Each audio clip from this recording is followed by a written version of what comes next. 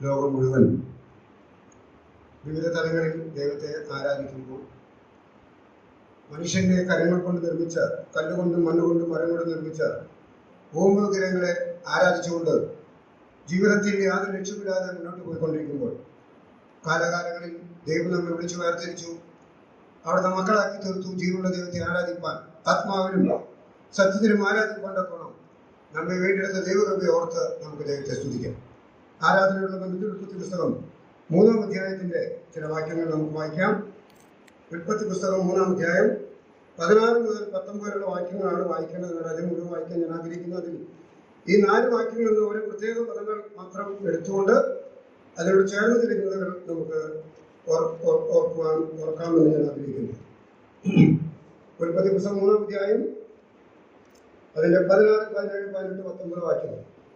നമുക്കറിയാം, നമ്മുടെ കർത്താവിന്റെ ക്രൂശ് കണ്ട് തുറന്ന ബന്ധത്തിൽ അനുഭവിച്ച വ്യത്യസ്തങ്ങളായ 4 അനുഭവങ്ങളാണ് ഇവിടെ നാം വായിക്കുന്നത്. അതിനു മുമ്പ് മനുഷ്യൻ ദൈവത്തിന്റെ കൽപ്പന ലംഘിച്ചതുകൊണ്ട് ദൈവം മനുഷ്യന് ശപിക്കുന്ന 4 വ്യത്യസ്ത കാര്യങ്ങൾ നമുക്കിവിടെ അറിയാനായിട്ട് സാധിക്കും.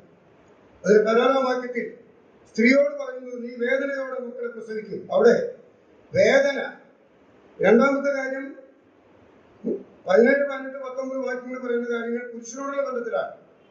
നിന്റെ നിമിത്തം 17-ാം വാക്യം ഭൂമി ശപിക്കപ്പെട്ടിരിക്കുന്നു. 18-ാം വാക്യത്തിൽ മുള്ളും പറക്കാരും നിനക്കതിൽ നിന്ന് മുളയ്ക്കും. 19-ാം വാക്യത്തിൽ മുഖത്തെ വീർപ്പോടെ നീ പുതിയൊന്നും കഴിക്കും.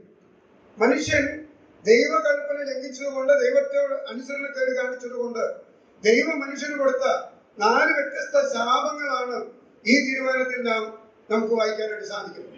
എന്നാൽ ഈ 4 വസ്തുതകളും എന്നെയും നിങ്ങളെയും നരകത്തിന്റെ അഗാധമായ ഗർഭത്തിൽ നിന്ന്, നിത്യമായ നരകത്തിന്റെ അവസ്ഥയിൽ നിന്ന് നമ്മെ വിടുവിക്കുവാൻ കാൽവരിയുടെ കൊലക്കളത്തിൽ ഈ 4 കാര്യങ്ങളും നമ്മുടെ കർത്താവ് ഏറ്റെടുത്തതായി, അഥവാ ഈ 4 കാര്യങ്ങളും നമ്മുടെ കർത്താവ് അനുഭവിച്ചതായിട്ട് നമുക്ക് തീരുമാനത്തിൽ വായിക്കാനായിട്ട് സാധിക്കും.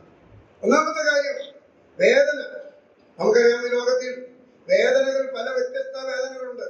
അത് 2 തലങ്ങളിലുണ്ട്. ഒന്ന് ശാരീരികമുണ്ട്, ഒന്ന് മാനസികമുണ്ട്.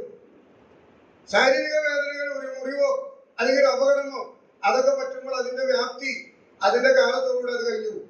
എന്നാൽ മാനസികമായ വേദന എന്ന് പറയുന്നത് അത് കുറെ കാലം, വർഷങ്ങളോളം നീണ്ടു നിൽക്കുന്ന ഒരു പ്രക്രിയ. അത് പെട്ടെന്ന് മറക്കാൻ കഴിയുന്നതല്ല. ഇവിടെ ലോക ചരിത്രത്തിൽ ഏറ്റവും അധികം വേദന അനുഭവിച്ചത്, അതിന് ഉത്തരവാദികൾ ഇവിടെ ഞാനും നിങ്ങളുമാണ്. നമ്മുടെ കർത്താവ് അനുഭവിച്ച വേദന. മത്തായി സുവിശേഷത്തിൽ വായിക്കേണ്ട നമുക്കറിയാവുന്ന കാര്യങ്ങളാണ്, വേഗത്തിൽ പറഞ്ഞ് അവസാനിപ്പിക്കാം. മത്തായി 26:38 വായിക്കുന്നത്, എന്റെ ഉള്ള മരണവേദന പോലെ അതിദുഃഖമായി. മരണവേദന. അവിടെ വേദനയെ കുറിച്ച് ഞാൻ വായിക്കുന്നു, മരണവേദന അനുഭവിച്ചു. ആർക്ക് വേണ്ടിയാ? എനിക്കും നിങ്ങൾക്ക് വേണ്ടി. ആ കാൽവരിയുടെ കൊലക്കളത്തിൽ കർത്താവ് അനുഭവിച്ച വേദനയുടെ ആഴം, അതിന്റെ വ്യാപ്തി, അതിന്റെ അളവ്, അത് വർണ്ണിക്കാൻ നമ്മളെ കൊണ്ട് സാധ്യമല്ല. ഈ ലോകത്തിലെ യാതൊരു വ്യക്തിക്കും അത് സാധ്യമല്ല. അത്രമാത്രം വേദന അനുഭവിച്ചു.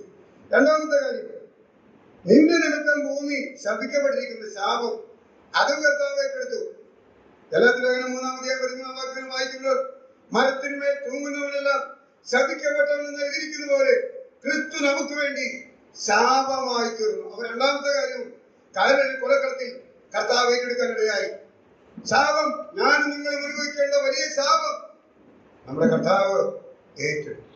ആ വലിയ ശാപത്തിന്റെ അനുഭവത്തിലൂടെ നമ്മുടെ കർത്താവ് കടന്നുപോയി. മൂന്നാമത്തെ കാര്യം 18-ാം വാക്യം, മുള്ളും പറക്കാരൻ നിനക്കതിൽ ലഭിക്കും. മുള്ളിന്റെ അനുഭവം നമുക്കറിയാം. ആ പൊൻകിരീടം മണിയുടെ തലയിൽ മുൾക്കിരീടം വെച്ച് ആ പടയാളികൾ ആ കർത്താവിന്റെ തലയിൽ ആഞ്ഞടിച്ചപ്പോൾ അവിടുന്ന് രക്തം ധാരധാരയായി ഒഴുകി. ആ മുള്ള് ആഴത്തിൽ ആ തലയിൽ കയറി. നമുക്കറിയാം, ഒരു ചെറിയ മുള്ളു പോലും നമ്മുടെ ശരീരത്തിൽ കയറിയാൽ നമുക്കുണ്ടാകുന്ന അസ്വസ്ഥത, വേദന എത്രമാത്രമാണ്. അങ്ങനെയാണെങ്കിൽ അനേകം മുള്ളുകൾ ചേർത്ത് തയ്യാറാക്കിയ കിരീടം നമ്മുടെ കർത്താവിന്റെ തലയിൽ വെച്ച് പടയാളികൾ ആഞ്ഞടിച്ചപ്പോൾ അതിനൊഴുകിയ രക്തം ധാരധാരയായി ഒഴുകി. വലിയ വേദന ആ ബന്ധത്തിൽ കർത്താവ് അനുഭവിച്ചു. നാലാമത്തെ കാര്യം, മുഖത്തെ വിയർപ്പോടെ നീ ഉജീവനം കഴിക്കും. വിയർപ്പ്. ഗെത്സമനെ തോട്ടത്തിൽ വായിക്കുന്നത്. അവന്റെ വീർപ്പ് നിരത്ത് വീഴുന്ന വലിയ ചോരത്തുള്ളി പോലെയായി. എവിടെ ഈ 4 കാര്യങ്ങളും എന്നെ വീണ്ടെടുക്കുവാൻ, നമ്മെ ഓരോരുത്തരും വീണ്ടെടുക്കുവാൻ സ്വർഗത്തിലെ ദൈവം തന്റെ പുത്രനിൽ അതെല്ലാം അനുഭവിക്കാൻ ഇടയായി. കർത്താവ് അനുഭവിച്ച വേദനകളുടെ പാരമ്യം, അനുഭവിച്ച കഷ്ടങ്ങളുടെ പാരമ്യം എഴുതി കിട്ടിയത് മാത്രമേ നമുക്കറിയുള്ളൂ.